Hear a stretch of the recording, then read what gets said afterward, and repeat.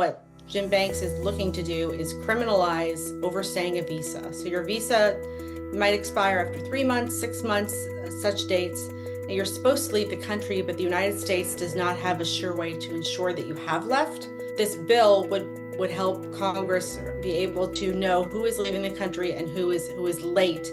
And then ICE could be able to move in and go after those individuals who have overstayed. Welcome to Deep Dive. Here at the Washington Examiner, we dig deep into what's happening behind the scenes in the nation's capital.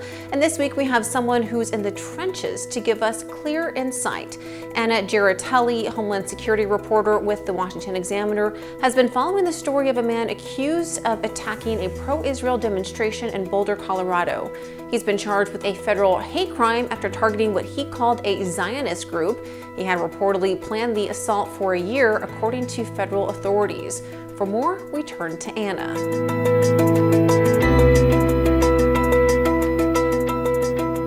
Anna, welcome to the show and thanks for joining us. You've been closely following the events surrounding the Boulder attack and the subsequent actions by ICE and lawmakers. Your articles paint a picture of a swift and decisive response from the Trump administration. When did you first hear about the Boulder attack, and what were your initial steps in reporting the story? We found out about the Boulder attack, within minutes of law enforcement in Boulder announcing what was going on. It was then within a few hours that we determined through law enforcement that the assailant, the suspect, Mohamed Sabry Soliman, was an illegal immigrant in the country from Egypt. And from there, ICE began to change its language and began to talk about the need to focus on people like Mohammed who had overstayed visas in the country and focus on removing those people.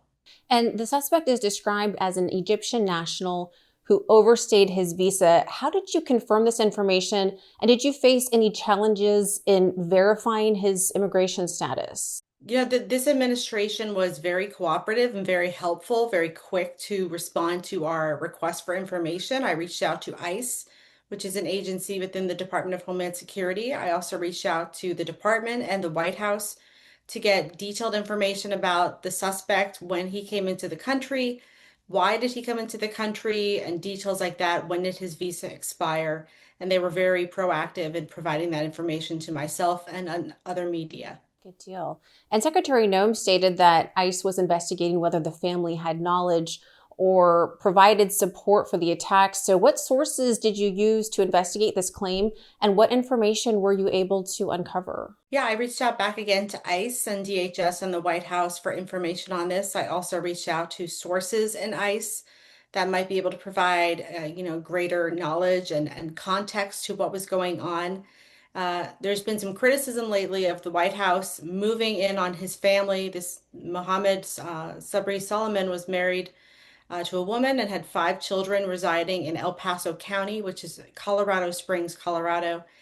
And they're at this point detaining those people and trying to determine if there is any connection to the crime. But even if there is not, and no one was involved or knew about it, the administration could move forward with removal proceedings, which would be a deportation of those family members as well. And Senator Jim Banks has proposed a bill to criminalize visa overstays in response to the attack. So can you explain the key provisions of this bill and its potential impact on legal immigrants? Right now, overstaying a visa is not a federal crime, whereas if you come over the border, say from Mexico or Canada illegally between the ports of entry, that is a federal crime. It's a misdemeanor your first time and a felony your second time. But it's a pretty, swift, or I should say serious crime to commit. And so what Jim Banks is looking to do is criminalize overstaying a visa. So your visa might expire after 3 months, 6 months, such dates. And you're supposed to leave the country, but the United States does not have a sure way to ensure that you have left. This bill would help Congress be able to know who is leaving the country and who is late. And then ICE could be able to move in and go after those individuals who have overstayed. And just for context, in recent years, we've seen more people overstay visas than come over the border illegally. Now, that was prior to the Biden administration, when we saw a record high number of people apprehended at the southern border.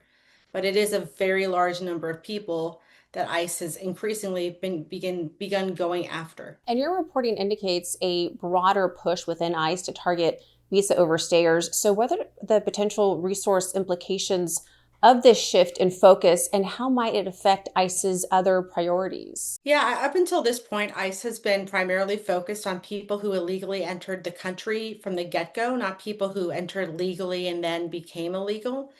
And so I think what's happened in Boulder is it's served really kind of as a reminder to the White House that, hey, there's a whole another population of people in the country illegally that you can go after. They've sort of been the forgotten ones in this illegal immigration crackdown, but ICE now is really focusing on all types of people who are in the country illegally, and they are, making more resources available, more officers pulling from the DOJ and the DHS to focus on that. The issue is that they only have 50,000 beds available to detain people across the country right now. With this big, beautiful bill, it should get passed and sent to the president's desk next month. That would make 50,000 more beds available because everybody who's being detained after arrest has to go through immigration court hearings where a judge will determine if they're deported or not. And so that's what's the delay in arresting people and then removing them. You have to go through the legal proceedings first, and that's why they need the bed space. And how do you see the Boulder attack shaping the broader debate on immigration policy and border security in the coming months? I think it's really reminded people that, immigration is not a border issue. It's not only a border issue, certainly. Immigration focuses the last few years under Biden, it really focused on the border. Right now, we're seeing the lowest number of people apprehended at the southern border than we have in over 60 years. For context, under Biden, we were seeing 150,000 to 250,000 people arrested at the southern border every single month. Now, last month, we saw around 7,000 people. So it's quite a big change. And so while Border Patrol is not focused on that, other factions within the Department of Homeland Security are focused on interior immigration enforcement. So things like visas, things like people who are waiting to seek asylum, or they might have sought asylum but been denied, but they haven't left the country. And so that's why we're seeing this big shift from, the edge of the country into the interior of the country. And the upside for the Trump administration is that with no one really coming over the border illegally, no one's being released into the country. So at this point, we're not adding tens of thousands of people or hundreds of thousands into the country every month. The Trump administration is just focusing on people who are already inside the country. And Anna, this is a complex and rapidly evolving story. What are the biggest challenges you faced in reporting on it? And what are you focusing on in your ongoing coverage? Yeah, as soon as you're following one thing, another news outlet might break another, or some other news that you're trying to confirm. So you're constantly running after the next thing, but trying to see big picture. And I think that's one of the takeaways with this Boulder story. Our team was very quick to see, okay, this is an attack, this is a terror attack. It's sort of a homegrown attack. It's not really, it's domestic terrorism, but someone who came into the country. So it goes into those trends, and then we're looking at, this is immigration. What does this mean for the White House long term? And it's opened the White House's sort of mind to, oh, there's this whole other side of illegal immigration we'd sort of forgot about, and they're not going to admit that, but that's what I'm hearing from people at ICE. We hadn't really been focusing on that, and so going forward, we're going to continue to keep an eye on the Soliman family and what happens to all 7 of them. There hasn't been news for a little over a week now. I think as ICE and DOJ is looking at how to move forward.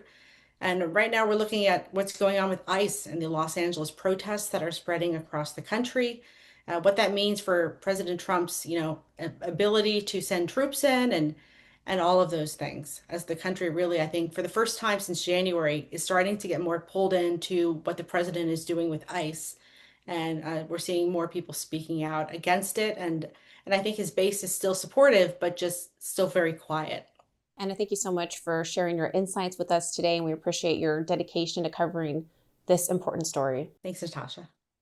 Well, thank you so much for watching Deep Dive. Please visit our website for more of these investigations, and feel free to send us your questions or story ideas. We hope to see you back here next week.